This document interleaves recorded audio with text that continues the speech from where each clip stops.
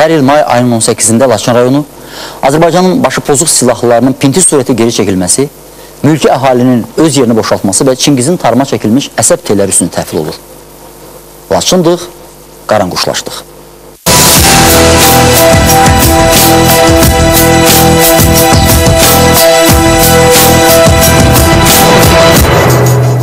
Marş ileri, hey! Marş ileri! Azərbaycan əsgəri, dönməcəri, hey! Dönməcəri! Mayın 18-i erməni silahlı qüvvələri 11 minlik ordu ilə Laçın üzərinə hücuma keçdiyi bir vaxtda bizim əskərlər hələ də əskər marşı oxuyurlar. Əslində onlara bu marşı oxuturan rəhmətlik Çingizdir. Xeyr, onun niyyəti sadəcə çəkiliş aparmaq deyil, əskərlərdə döyüş ruhunu oyatmaqdır. Amma nə mənası var? Qaçan qaçıb, satan satıb, geriyə qalan bu uşaqlardır. Qeyrətli olanlar vuruşur da. Qeyrətlər qaçıblar. Heç maraq olanlar.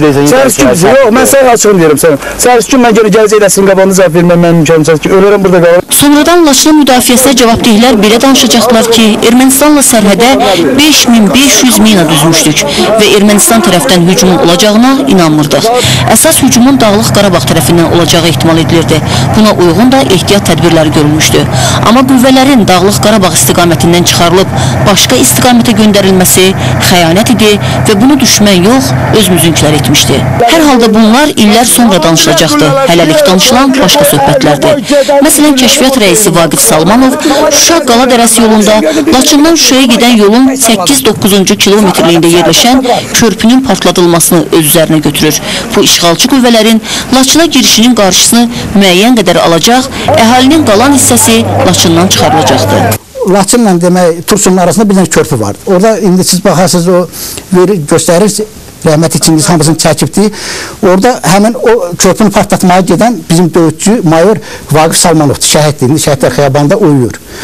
Vaqif Salmanov götürdü öz boyundakı körpünü mən partladım. Heç olmasa Texnika şəhərə girməmiş, əhalinin 60 min əhalinin heç olmasa qadını, uşaqları çıxartmaq mümkün olsun. Yardan çox. Yardan çoxu. Körpü partladılır, amma uğursuzluq burada da özünü göstərir. Körpünü tam partlatmaq mümkün olmur. Hətta mümkün olsa da bu Laçının əldə saxlanılması anlamına gələ bilməz. Qüvvələr nisbəti də, döyüş qabiliyyəti də, nizam, intizam da, vahid komandanlıq da bizim əleyhimizədir.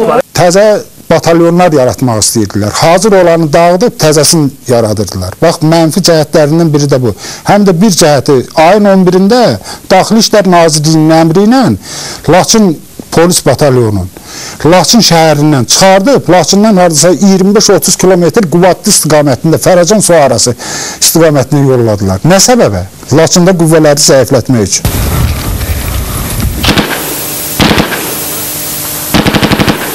Laçının işğalı nəticəsində 264 nəfər həlak olur, 65 nəfər itkin düşür, 64 min nəfər isə məcburi köçkünə çevrilir.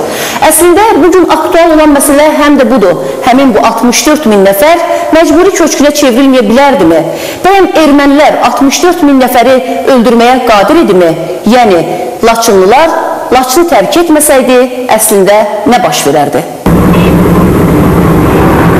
Sözsüz ki, əhali Şuşada da, Laçında da, Zəngilanda da, Qubadlıda da qalsaydılar, bu günlərim Azərbaycan dövlət nümayəndələrinə ermənilərlə danışıqlar aparmaq daha rahat olardı. Bilirsiniz, okupasiya olunmuş torpaqlarda Azərbaycanlılar yaşayardı. Böyük bir əhali olardı orada. Onlarla biz təmasda olardıq.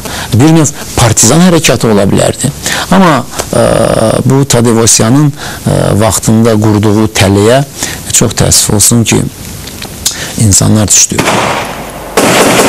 İndi düz 22 ildir ki, bu tələdən çıxa bilmirik. Tələni quran türklər demişkən meşə tülküsünün ta kəndisi idi. Bəli, dərələr xəlvət olanda orada həmişə tülkülər bəyliyi edir. Hərçəndə bir vaxtlar Laçına bəyliyi qəmlular, Kərbəlayilər edərdi. Heyf səndən Kərbəlayı, heyf səndən Laçın. Bəs niyə gəlir? Xeyir gətirir? Ay, gətirdi ya Kərbəlayı.